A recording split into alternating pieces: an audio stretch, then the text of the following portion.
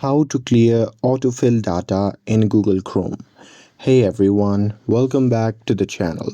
In today's video, I'll show you how to clear autofill data in Google Chrome. So now, without further ado, let's get started. So here, first thing first, open the Google Chrome app on your phone. And now here, once you're inside the app, just tap on the three dot icon shown in the top right corner of the screen. And now here, once you tap on it, a pop-up menu will appear.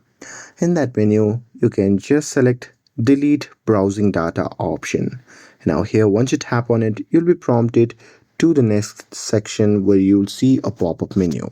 Now here in this section, you can just tap on more options.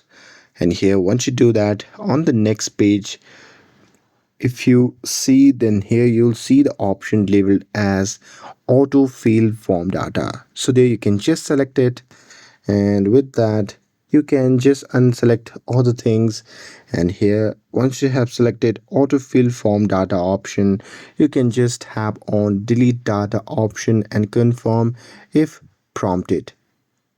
And that's it. That's how you can clear autofill data in Google Chrome.